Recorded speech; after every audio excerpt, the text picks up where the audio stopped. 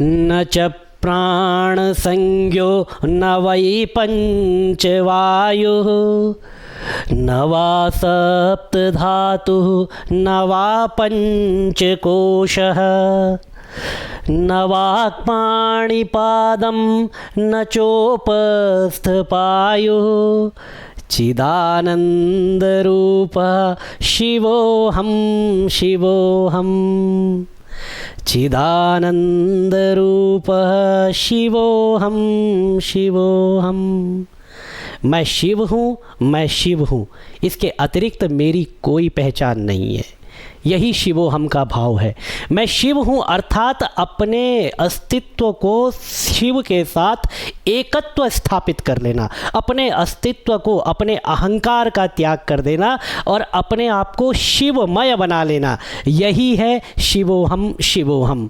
आचार्य शंकर कहते हैं जब प्रारंभ करते हैं निर्वाण षटकम का, मनोबुद्ध्यहंकार चित्तानि नाहम्, मैं मन भी नहीं हूँ, मैं बुद्धि भी नहीं हूँ, मैं चित्त भी नहीं हूँ और मैं अहंकार भी नहीं हूँ। तो ये अपने संपूर्ण अंतःकरण का निषेध कर देते हैं। पूछते हैं फिर तुम कौन हो? तो अंत में आचार्य शंकर लिखते हैं चिदानंद रूप शिवोहम शिवोहम। मैं शिव हूँ, मैं शिव हूँ, इसके अतिरिक्त मेरी अपनी कोई पहचान नहीं है।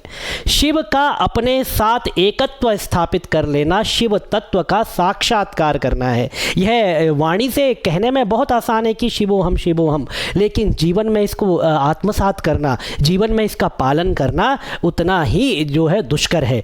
और दुष्कर इसलिए है कि केवल कहने से शिव नहीं मिलने वाले, उसके लिए अपने जीवन को संयमित और नियमित बनाना पड़ेगा। तब जाकर के जब यम नियम आदि का पालन किया जाएगा तो व्यक्ति की जो अनुभूति होती है वह शिवोहम शिवोहम इस प्रकार उसका साक्षात्कार उसको करवाने लगती है।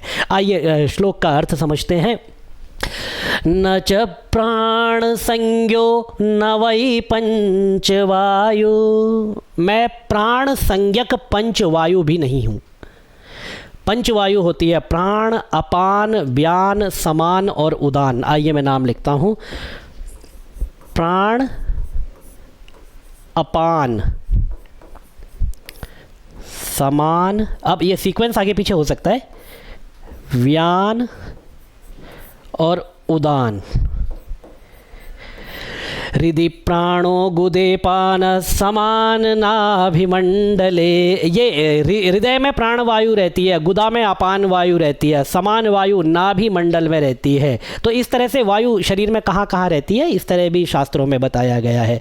तो आचार्य शंकर क्या कहते हैं, न च प्राण संज्ञो न वै पंचवायु, मैं प्राण संज्ञक पंचवायु भी नहीं हूँ। ना तो मैं प्राण हूँ ना मैं पंचवायु हूँ। पंचवायु से कहते हैं ये, यदि कोई कहे कि आपका शरीर तो पंच वायुओं से, वायु पंचकम इनसे मिलकर के बना है, तो आचार्य शंकर कहते हैं नहीं, मैं वो भी नहीं हूँ। इससे पहले वो बहुत प्रकार का निषेध कर चुके हैं, जैसे मैंने अभी बताया प्रारंभ में, मनोबुद्धि अहंकार चित्तानि नाहम्, कहते हैं मैं मन बुद्धि चित्त अहंकार मैं कुछ भी नहीं हूँ। उसी क्रम में आगे आते हुए कहते हैं कि मैं ये पांचों प्राणों में से यदि कोई ये कहे कि तुम ये हो तो मैं वो भी नहीं हूँ।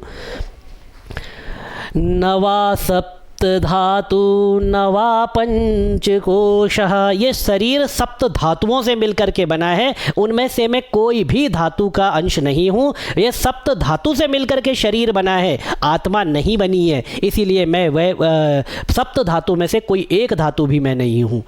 नवा पंचकोशः, ज्ञानमय कोश, विज्ञानमय कोश, आनंदमय कोश, अन्नमय कोश, प्राणमय कोश, ये पंचकोश होते हैं जो पंचकोश मिलकर के निर्माण करते हैं शरीर का, सूक्ष्म शरीर का।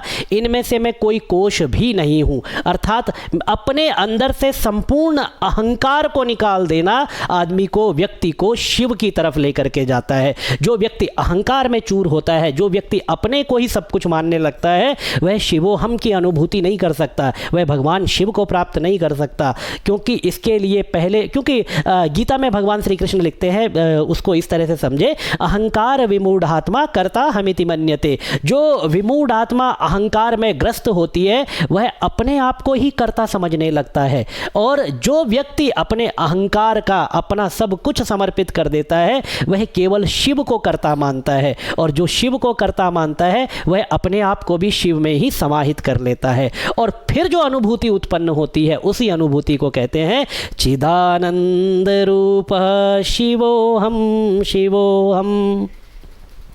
न वाक्पाणिपादम न चोपस्थ पायु। क्या अब इंद्रियों का निषेध कर दिया, कर्मेंद्रियों का। पहले ज्ञानेंद्रियों का निषेध किया, अब कर्मेंद्रियों के बारे में कहते हैं मैं वाणी भी नहीं हूँ। न वाक, वाक अर्थात वाणी, पाणी मतलब हाथ, और पादम, पादम अर्थात पैर। न मैं हाथ हूँ, न मैं पैर हूँ, न मैं वाणी हूँ, ये तो सब शरीर के हैं, मैं तो इसके अतिरिक्त कुछ और हूँ।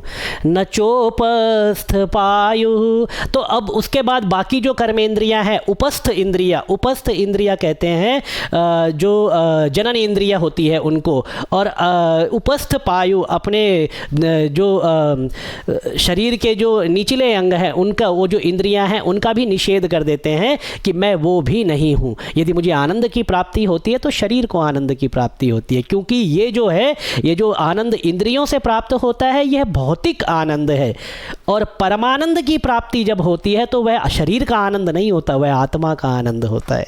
इसीलिए उसको कहते हैं कि जब मैं आत्मा के आनंद को प्राप्त करता हूँ, जब मैं इस शारीरिक आनंद का, ये सभी इंद्रियों के सुख का त्याग कर देता हूँ और अपने आप को अहंकार से रहित होकर के शिव में समाहित कर लेता हूँ, तो मेरी आत्मा को आनंद मिलता है। और जब आत्मा को आनंद मिलता है तो मैं क्या अनुभव करता हूँ? अंतिम पंक्ति में भगवान शंकराचार्य लिखते हैं चिदानंद रूप शिवोहम शिवोहम। मैं चिदानंद हूँ, मैं चित स्वरूप हूँ, मैं आनंद स्वरूप हूँ। आनंदो वही रसा, फिर मुझे उस आनंद के रस की प्राप्ति होती है, और मैं सत चित आनंद स्वरूप अपने आप को शिवोहम शिवोहम ऐसा अनुभव करता हूँ। चिदानंद रूप शिवोहम शिवोहम। न च प्राण संज्ञो न वही पंचवायु। पवन पुत्र हनुमान एक बार महादेव के सामने गए। महादेव ने उनको पूछा, कुछ प्रसंग था, यहाँ पर वीडियो हमें थोड़ा छोटा बनाना है तो पूरे प्रसंग को नहीं, केवल जो हमारे श्लोक के अनुसार आवश्यक है उस प्रसंग को मैं यहाँ पर रख रहा हूँ। तो पवन पुत्र हनुमान जब महादेव के सामने गए तो पवन पुत्र हनुमान को महादेव ने पूछा, तुम कौन हो? पवन पुत्र हनुमान ने कहा कि मैं हनुमान। महादेव कहते हैं तुम्हारा नाम नहीं पूछा, बताओ तुम कौन हो? कहते हैं कि मैं केसरी नंदन हनुमान। बोले तुम्हारा कुल नहीं पूछा, बताओ तुम कौन हो? बोला मैं पवन पुत्र हनुमान। बोले तुम्हारे पिता का नाम नहीं पूछा, बताओ तुम कौन हो? हनुमान कंफ्यूज, परेशान, कहते हैं कि मैं वानर हूँ। अब यही बचा था कि मैं वानर हूँ। तो महादेव कहते हैं तुम्हारी जाति नहीं पूछी, ये बताओ कि तुम कौन हो? इस तरह करते करते हनुमान जवाब देते गए। भगवान शिव हर एक उत्तर पर ये कहते थे कि ये नहीं पूछा, ये बताओ तुम कौन हो? हनुमान के पास जब कुछ बचा नहीं तो हनुमान ने कहा, महादेव मैं नहीं जानता मैं कौन हूँ, मुझे कुछ नहीं पता, मुझे कृपया अपनी शरण में ले लीजिए, मुझे बताइए मैं कौन हूँ। और जब व्यक्ति इस तरह से बिल्कुल खाली हो जाता है, ज्ञान के अहंकार से रहित हो जाता है और अपने आप को शिव को समर्पित कर देता है, तब उसकी जो अनुभूति होती है उसी अनुभूति को कहते हैं चिदानंद रूप शिवोहम शिवोहम।